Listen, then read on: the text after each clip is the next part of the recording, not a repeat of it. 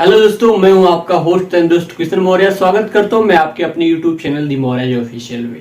दोस्तों, जैसा कि आपको याद होगा, मैंने बताया था कि ये जो हमारा नया सीरीज स्टार्ट किया हूं, जो भी इसमें इंपॉर्टेंस डे रहेंगे, जो भी इंपॉर्टेंस या महत्वपूर्ण दिवस रहेंगे, उसके बारे में हम अध्ययन करेंगे। जैसा कि आपको याद है, आज का डेट जो है वह 17 जून है।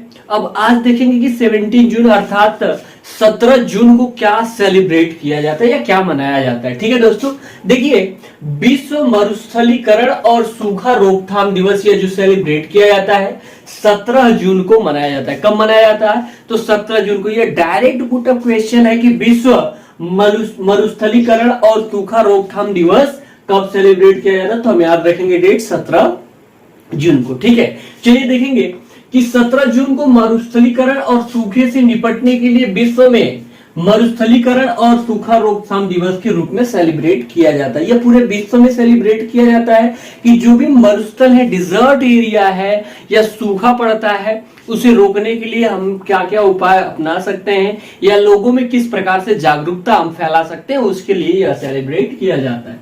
देखिए, दिया है कि मरुस्थलीकरण और सूखा दिवस के उद्देश्य, इसको मनाने का उद्देश्य क्या है? तो पहला उद्देश्य है कि मरुस्थलीकरण और सूखे से संबंधित मुद्दों के बारे में जन जागरूकता, लोगों के बीच में जागरूकता फैलाने के लिए हम विश्व मरुस्थलीकरण या सूखा दिवस सेलिब्रेट करते हैं।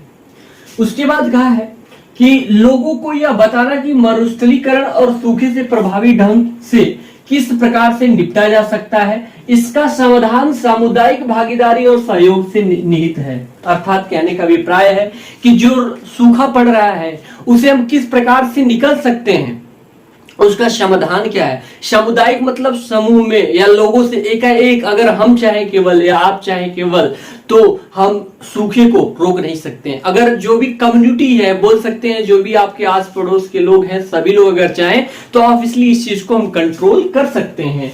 ठीक है, कहा है विशेष रूप से अफ्रीका में गंभीर सूखे और मरुस्थलीकरण से संकटग्रस्त देशों में मरुस्थलीकरण का मुकाबला करने के लिए संयुक्त राष्ट्र सम्मेलन के कार्यान्वयन को मजबूत करना है। अर्थात कहना है अभिप्राय यह है कि जो संयुक्त राष्ट्र है, इसके माध्यम से इस सम्मेलन को कार्यान्वयन अर्थात क्रियाकलाप या बोल सकते हैं इसे कंटिन्यू किया गया है। ठीक है, कार्यान्वयन करता है। ठीक है, यह याद रखेंगे। विश्व रूप में मरुस्थल दिवस ये सेलिब्रेट किया जाता है। हमको बताएंगे कि विश्व का सबसे बड़ा मरुस्थल कहाँ है। ठीक है, जो विश्व का सबसे बड़ा मरुस्थल है वह कहाँ है, ये आप हमें कमेंट बॉक्स में कमेंट करके बताएंगे। मैं अगर मेरा पिछला वीडियो नहीं देखे होंगे तो आप देख लेंगे, उसमें आंसर मिल जाएगा, या आपको आता होगा तो आप कमेंट बॉक्स में कमेंट कर देंगे कि विश्व का सबसे बड़ा मरुस्थल का नाम क्या और कहाँ है।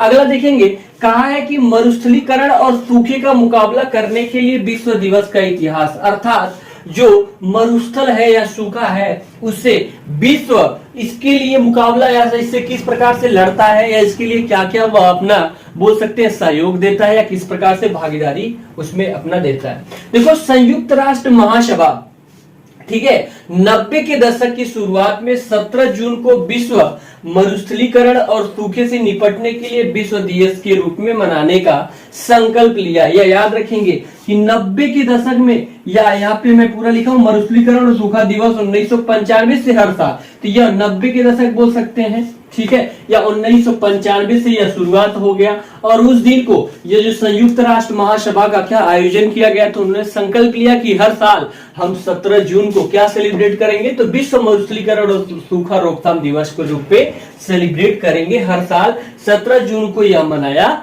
जाता है। मरुस्थलीकरण शुष्क, अर्ध शुष्क और उप आर्द्र क्षेत्रों में भूमि का क्षरण होता है।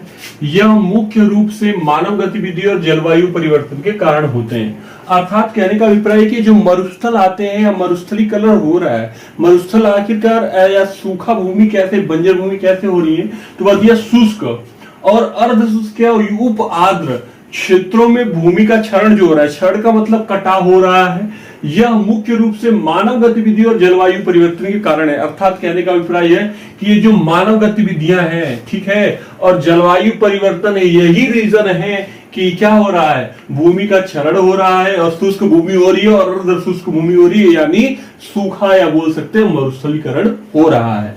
दूसरा पॉइंट यहां लिखा है, यह मौजूदा रेगिस्तानों के विस्तार का उल्लेख नहीं करता।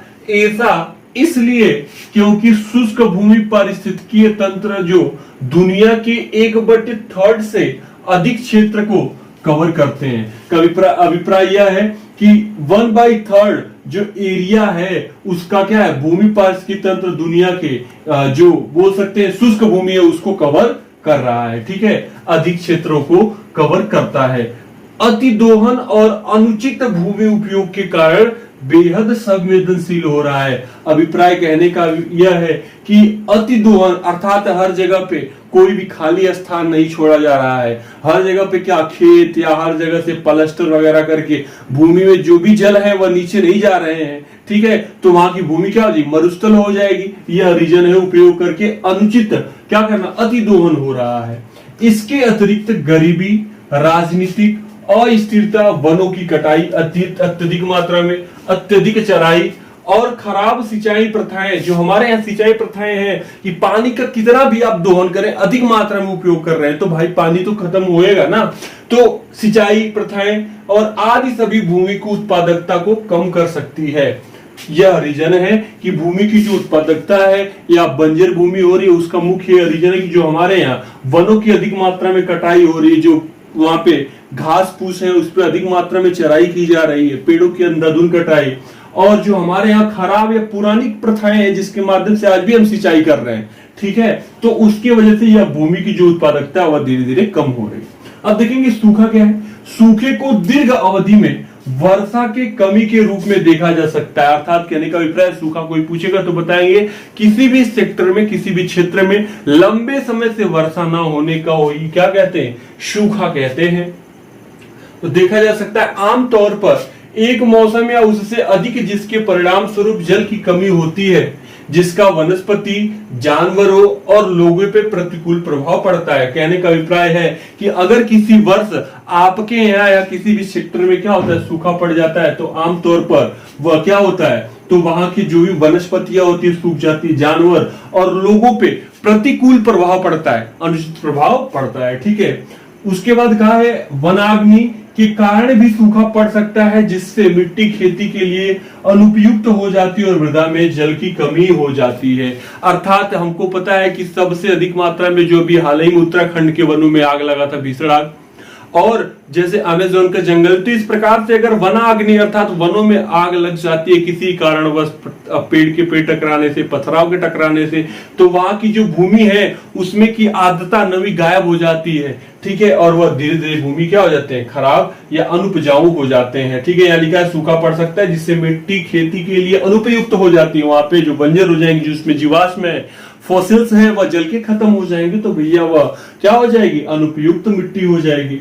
जलवायु परिवर्तन के अलावा भूमि क्षरण के परिणाम स्वरूप सूखे में वृद्धि होती है। वह भी एक मुख्य रीजन है कि जो भूमि का अपरदन हो रहा है, अपक्षय हो रहा है, भूमि का क्षरण हो रहा है, उसके वजह से भी हम कह सकते हैं कि अधिक मात्रा में किसी भी स्थान पे मरुस्थल, रेगिस्तान या सूखा जैसे परेशानियां आ सकती हैं। तो इससे बचने का उपाय क्या हुआ, देखेंगे कि इससे हम रोक कैसे सकते हैं। यह हेडिंग है कि मरुस्थलीकरण और सूखे की रोकने के उपाय। तो पहला है कि वनीकरण, अत्यधिक मात्रा में हम क्या करें, वनीकरण करें, वन लगाएं, वृक्षारोपण करें जितना हो सके।